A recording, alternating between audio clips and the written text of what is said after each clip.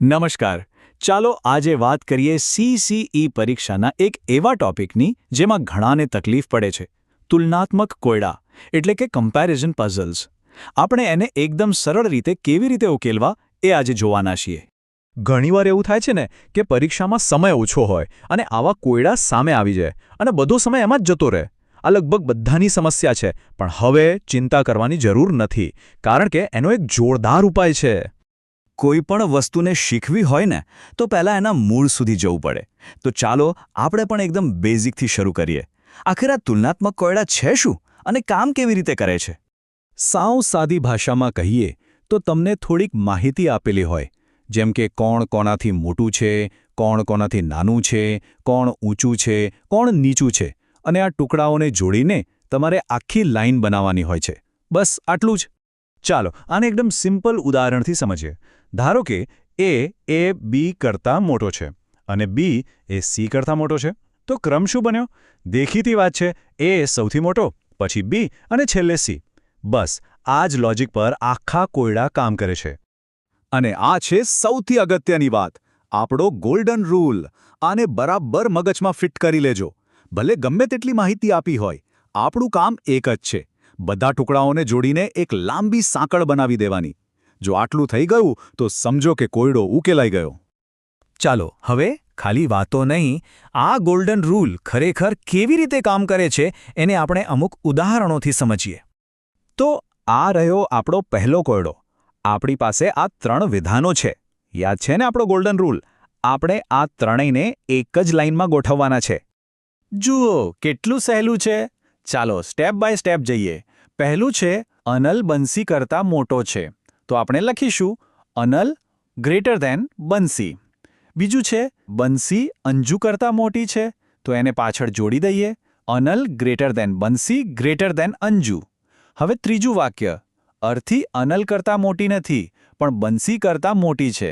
આનો સીધો મતલબ છે કે અર્થી અનલ અને બંસીની વચ્ચે આવશે. તો આપણી ફાઇનલ ચેન તૈયાર. અનલ greater than અર્થી greater than Bansi greater than Anju. તો આપણી આખી શૃંખલા તૈયાર છે. હવે આના પરથી જવાબ આપવો તો સાવ રમત વાત છે. જરા જોઈને કહો, આમાં સૌથી નાનું કોણ છે? એકદમ સાચું. શૃંખલામાં સૌથી છેલ્લે અંજુ છે, એટલે કે એ જ સૌથી નાની છે. જોયું? એકવાર સાંકળ બની જાય પછી જવાબ શોધવામાં 1 સેકન્ડ પણ નથી લાગતી. ચાલો હજી એક ઉદાહરણ લઈએ જેથી આ રીત બરાબર પાક્કી થઈ જાય. આ રહ્યા 3 નવા વિધાનો. ચાલો ફરીથી એ જ પ્રોસેસ કરીએ. ફરીથી એ જ આપણી ટ્રીક. પહેલાં કુલદીપ ગ્રેટર ધેન બંસી લખી દઈએ, પછી એની પાછળ બંસી ગ્રેટર ધેન સંજય જોડી દઈએ. હવે રિપલ, જે કુલદીપથી નાની પણ બંસીથી મોટી છે, એને બરાબર વચ્ચે ગોઠવી દઈએ. લો, થઈ ગઈ આપણી આખી શૃંખલા તૈયાર. Kuldeep greater than Ripal greater than Bansi greater than Sanjay. આપણી શૃંખલા તો બની ગઈ છે. તો હવે કહો જોઈએ, આ આખા ગ્રુપમાં સૌથી મોટું કોણ છે? બરાબર, શૃંખલામાં સૌથી પહેલા કુલદીપ છે, એટલે એ જ સૌથી મોટો છે. જુઓ, આપણી મેથડ એકદમ પરફેક્ટ કામ કરી રહી છે. ઓકે, હવે જરા ધ્યાન આપજો, કારણ કે હવે એક એવો કોયડો આવે છે જે પરીક્ષામાં મોટાભાગના લોકોને ફસાવી દે છે. ચાલો જોઈએ આમાં એવી તો શું ખાસ વાત છે. અહીંયા જ ખરો ખેલ છે. પહેલું વાક્ય કહે છે કે એસ સૌથી નાનો છે અને ત્રીજું વાક્ય કહે છે કે ટી અને યુ એનાથી પણ નાના છે. આ તો વિરોધાભાસ થયો. જે સૌથી નાનો હોય એનાથી નાનું તો કોઈ હોઈ જ ના શકે, ખરું ને?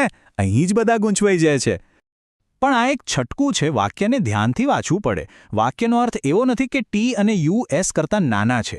એનું સાચું અર્થઘટન છે એવી માન્યતા કે ટી અને યુ એસ કરતાં નાના છે તે વાત ખોટી છે.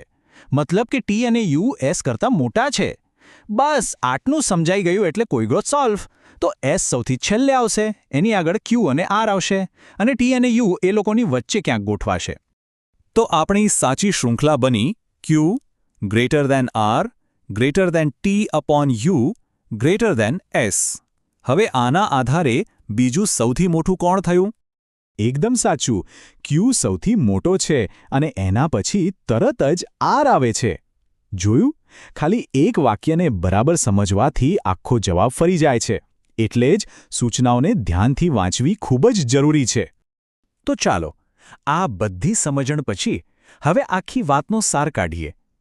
પરીક્ષામાં ઝડપથી કોયડો ઉકેલવા માટે શું યાદ રાખવું? એનો એક એક્શન પ્લાન બનાવીએ. બસ આ 4 મુદ્દા મગજમાં રાખી લો. પહેલું, ગમે તે થાય એક જ સાંકળ બનાવવાનો નિયમ પકડી રાખો.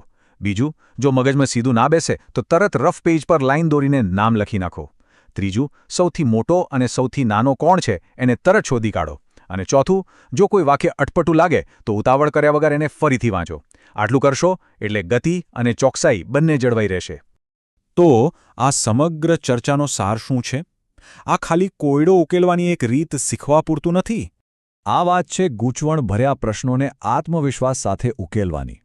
જરા વિચારો, આ સ્પષ્ટ રીત જાણ્યા પછી પરીક્ષામાં આવા દરેક કોયડા પાછળ કેટલી બધી કિંમતી સેકન્ડ્સ કે મિનિટો બચાવી શકાય છે. અને એ બચેલો સમય બીજા અઘરા સવાલોમાં કામ લાગી શકે છે. આને જ તો સ્માર્ટ તૈયારી